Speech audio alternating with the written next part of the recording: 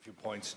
I think this is the most serious challenge to face Ireland's attractiveness as a location for foreign direct investment since the time of Lemass. I think that the EU Commission have taken remarkably political steps in the way that they have made this announcement. I think in the press conference at the beginning, the relevant commissioner said this is the most important day politically for President Juncker. I think to do what the Commission did, to use an analogy that we're familiar with here in this House, would have been to release the report of the banking inquiry before it was legally proofed by all those mentioned in it, which seemed to have much more to do with facilitating the media spin that the EU wished to achieve internationally in their what has become relentless pursuit and aggravation with the Irish effectiveness in marketing itself as a location for foreign direct investment since indeed the time of Lemass. The relentless pursuit of portraying Ireland as a Bermuda, as somewhere that flaunts law to its own benefit and at the expense of others is fundamentally wrong. It's an appalling abuse of the EU Commissioner involved and indeed the collective Commission for agreeing to go along with that and to juxtapose, as it were, the state aid rules in Article 107 and 108 of the Treaty on the Functioning of the European Union and in some way use that to determine the tax laws of an individual company is fundamentally wrong.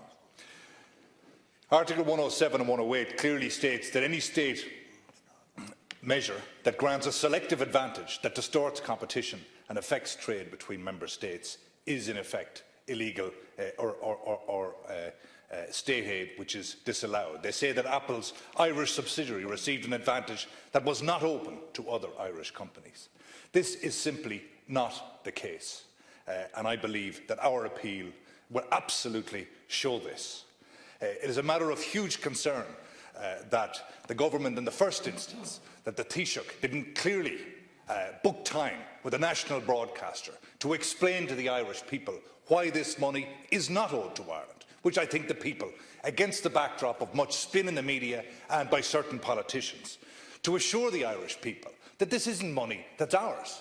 If it was, of course, we'd all want it. It simply is not ours. And the Taoiseach should and should still do that. Secondly, he should go on an international onslaught to counteract the damage that has been done by European authorities in the way they have manipulated the international agenda against Ireland in this regard, and show that we, far from being flaunting tax law, to quote the OECD, Ireland has been staying the course and it's making the necessary modifications and adjustments. I'm very happy, very proud in fact, to say Ireland has been a strong and very exemplary case.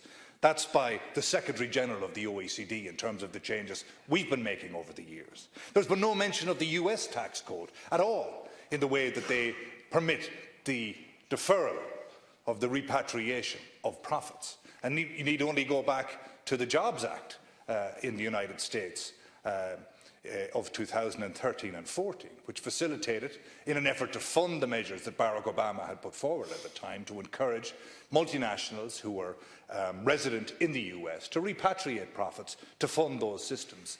And that did, in fact, occur. So, as other members have mentioned, 13 billion, or some billions, may well be owed, and may well be owed to the American Exchequer in line with their rules. But they are not owed to us. And what has been done by the EU Commission in this instance is simply reprehensible and highly selective in its own application of its own rules. One thing that comes to my mind, and indeed there was a national example of this in the last 24 hours, where are the EU Commission on Volkswagen's breaches? One is bound to say that the company Volkswagen, being resident in Germany, doesn't seem to have had the necessary scrutiny. Indeed, in this country yesterday, Volkswagen walked out of a court, wishing not to acknowledge the authority of a court in this country.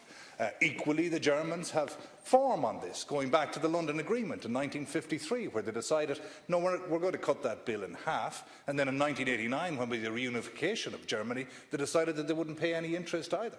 And there was no issue with that. So the reality is, what we have is, fine, a frustration with the success of the Irish model of taxation and in creating a template that's attractive to foreign companies.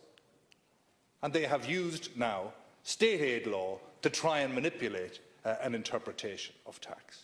So I think the Taoiseach needs to go on an international offensive in this regard, and we should not be afraid to unilaterally condemn the action of the EU Commission, who are way outside their remit at this stage.